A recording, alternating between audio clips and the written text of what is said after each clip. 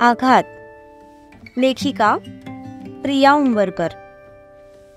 वाचक स्वर सिद्धी गायकर.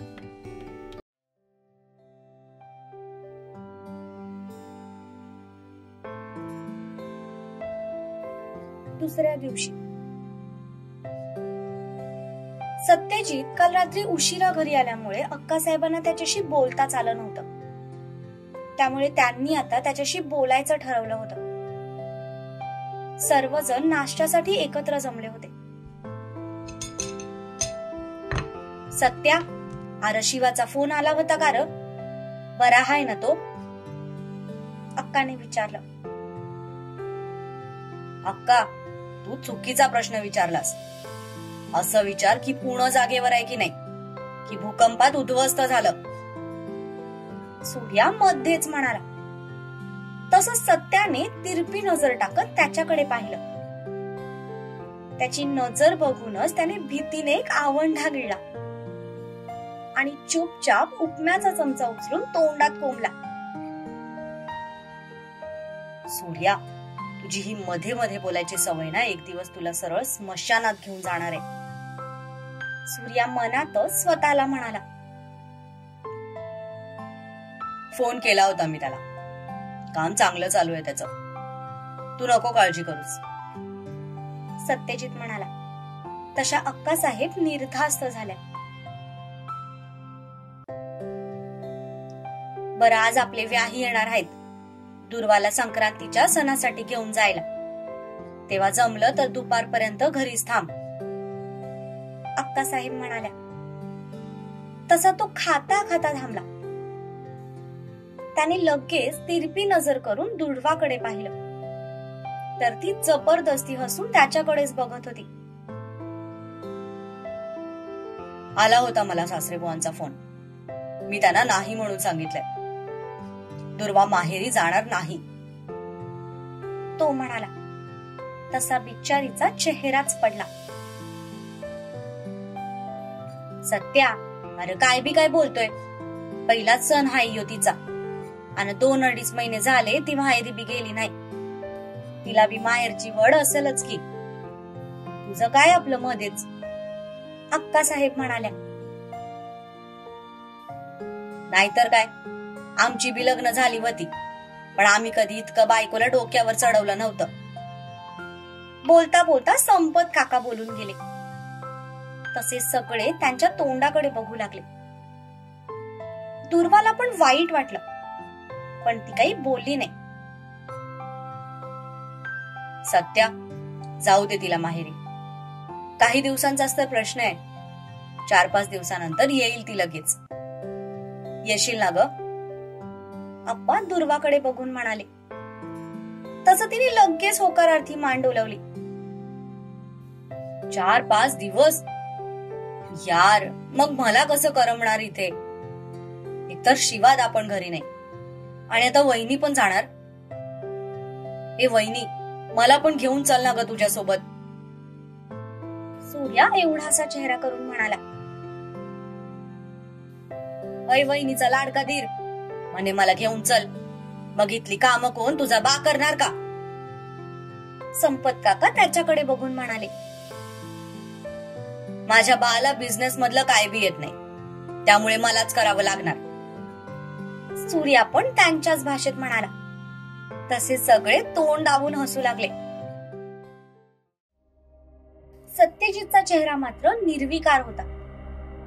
तो बिचारा धर्मसंकटात अडकला होता.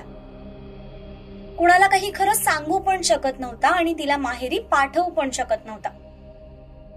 त्याची सगळीकडून कोंडी झाली होती. गेल्या 1-1.25 महिन्यापासून त्या माणसाकडून कसलीही हालचाल नव्हती. त्यामुळे तर त्याचा डाऊट अजून वाढत चालला होता. याच संधीचा फायदा घेत त्याने दुर्वाला काही केलं तर? फक्त या विचारानेच तो मनातून हादरला होता. त्यात दुर्वा पण काहीच समजून घ्यायला तयार नव्हती. सध्या आई बाबांच्या प्रेमापुढे तिला त्याचं प्रेम दिसेनासं झालं होतं. तशी तिचीही काही चूक नव्हती म्हणा. पहिल्यापासून बिनधास्त राहणारी ती गेल्या 1 महिन्याभरापासून घरातच कैद होती. त्या दिवसापासून सत्यजितने तिचं ऑफिसला जाणं पण बंद केलं होतं. ती घरूनच काम करायची आणि केली तरी सत्यजित बॉडीगार्ड सारखा तिच्या सोबत असायचा. खर तर ती घरात राहून राहून बोर झाली होती, म्हणून तिला काही दिवस आई वडिलांकडे जावंसं वाटत होतं. शेवटी मनात काहीतरी ठरवत त्याने एक सुस्कारा सोडला. ठीक आहे, तिची इच्छा असेल तर मी काही म्हणणार नाही, पण मी आज घरी थांबू शकत नाही. मला माझी महत्वाची काम आहेत. असं म्हणत त्याने हातातला चमचा तसाच प्लेटमध्ये ठेवला आणि उठून ऑफिसचं आवरण्यासाठी वरती निघून गेला. अक्का, माझं पण झालंय, मी त्यांना काही हवंय का ते बघून येते. असं म्हणत दुर्वा पण उठली आणि त्याच्या पाठोपाठ वरती निघून गेली. ती वर गेली तर कबर्ड मधून तो त्याचे कपडे काढत होता. जीत, काही हवंय का? मला जे काही हवंय ते घ्यायला मी समर्थ आहे. आणि तसंही तू माहेरी जाणार आहेस ना, तेव्हा मला माझी कामं माझ्याच हाताने करायची आहेत, म्हणून सवय लावून घेतोय.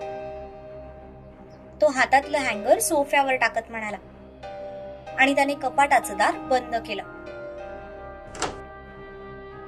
जीत, नका ना नाराज होऊ, फक्त 4-5 दिवसांचा तर प्रश्न आहे. 5 दिवस म्हणजे टोटल 120 तास. आणि हे 120 तास मी तुला माझ्या नजरेपासून दूर ठेवू अशी तुझी इच्छा आहे. पण या 120 तासात काही झालं तर कोण घेणार तुझी गॅरंटी? तुझा तो हिटलर बाप. सत्यजित, बाबा आहेत ते माझे, बोलताना जरा विचार करून बोलत जा. काय चुकीचं बोललोय मी? तो हिटलरच आहे. कितीही जीव तोडून सांगा, कितीही शांततेत बोला, पण त्याच्या डोक्यात काही शिरतच नाही.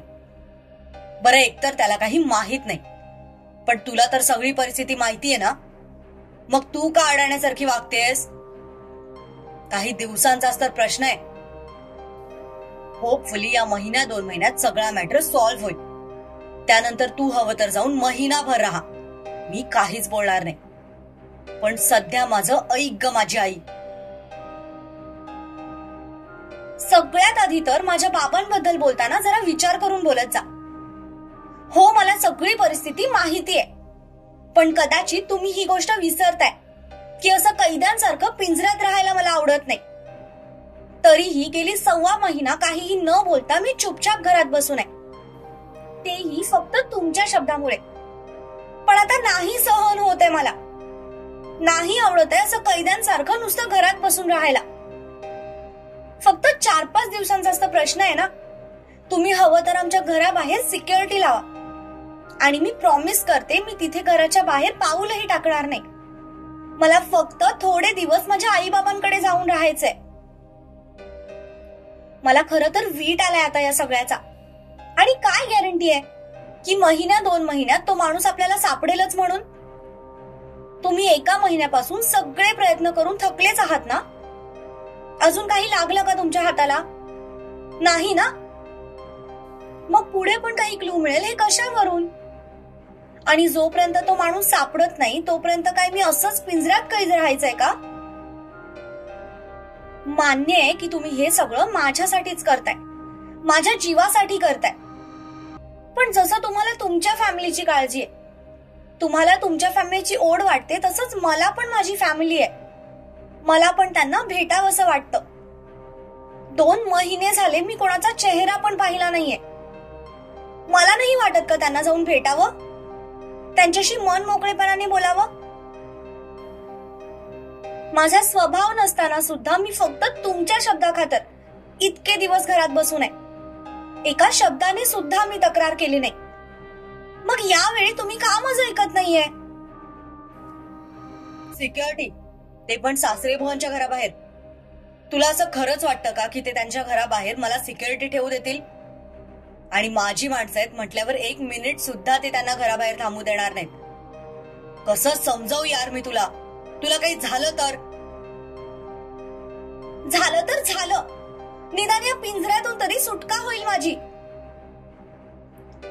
दुर्वा, खूप रागात ओरडत त्याने तिच्यावर हात उगारला. त्याचा हात तिच्या गालावर पडणारच होता. तितक्यात तो भानावर आला. त्या क्षणाला त्याने त्याचा राग कसा कंट्रोल केला होता हे फक्त त्याला माहित होतं. ती मात्र त्याचा तो अवतार बघून खूप घाबरली, एवढी की तिचं पूर्ण अंग थरथरायला लागलं. त्याने एक दीर्घ श्वास घेऊन फिरून ड्रेसिंग टेबलच्या काचेवर हात मारला. त्याचा पंच इतका जबरदस्त बसला की पूर्ण काचेचा भुगा झाला. ते बघून ती अजून घाबरली आणि जागेवर 2 पावलं मागे सरकली. काही क्षणानंतर जेव्हा तिचं त्याच्या हाताकडे लक्ष गेलं, तेव्हा मात्र ती घाबरली, कारण त्याचा हात रक्तबंबाळ झाला होता. जीत, ती म्हणाली. तसं त्याने तिला थांबवलं. काही गरज नाहीये माझ्या जवळ यायची. सवय आहे आम्हाला अशा जखमांची. तुला या पिंजऱ्यातून मुक्त व्हायचंय ना? चल जा, घे तुझी बॅग भरायला. जितके दिवस राहायचंय तितके दिवस जाऊन राहा. जोपर्यंत तुझं मन भरत नाही तोपर्यंत राहा. पण एक गोष्ट लक्षात ठेव, स्वतःच्या मर्जीने जातेस तर स्वतःच्या मर्जीनेच परत या घरात यायचं. मी तुला अजिबात न्यायला येणार नाही, आणि काही झालंच तर मी त्याला जबाबदार असणार नाही. आणि याची कल्पना तुझ्या बापाला आधीच देऊन ठेव. असं म्हणत त्याने रक्ताने भरलेला त्याचा हात झटकला आणि तसाच तिथून निघून गेला. तो जाताच मात्र इतका वेळ डोळ्यात दाबून धरलेले तिचे अश्रू गालावर ओघळू लागले. तो बोललेला प्रत्येक शब्द तिच्या काळजावर वार करून गेला होता. आजपर्यंत तिने फक्त त्याचं प्रेम बघितलं होतं, काळजी बघितली होती, पण त्याचा राग मात्र ती आज पहिल्यांदा बघत होती. त्याचं हे रूप तिच्यासाठी खूप भयानक होतं, ज्याचा तिने कधी विचार सुद्धा केला नव्हता. तिने खाली विखुरलेल्या काचांकडे पाहिलं आणि मग दरवाजाकडे पाहिलं. उलट्या हाताने डोळ्यातले अश्रू पुसत तिने तिचं कपाट उघडलं आणि स्वतःची बॅग भरायला सुरुवात केली. आता मी पण बघते तुम्ही मला कसे न्यायला येत नाही, असं म्हणत तिने स्वतःची बॅग भरली आणि आवरायला घेतलं.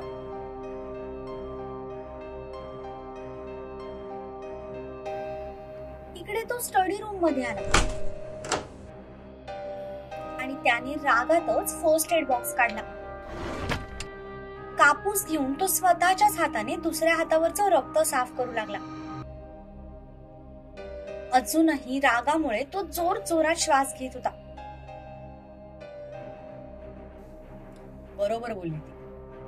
पिंजराच आहे हा, पण तिला हे माहित नाही की एकेकाळी हाच पिंजरा तोडून माझ्या आईने घराबाहेर पाऊल टाकलं होतं, आणि त्यानंतर ती परत कधीच या घरात परतून आली नाही. पण हे हिला कोण सांगणार? आडमुठ्या बापाची आडमुठी पोरगी. बरोबरच आहे म्हणा, पेशाने जर्नलिस्ट आहे ना, मग स्वतःच खरं करणार. पुढचा काय बोलतोय ते समजूनच घ्यायचा नाहीये आम्हाला. तो हातावरचं रक्त पुसत रागातच बडबडत होता. जा म्हणावं, वाटेल ते करा.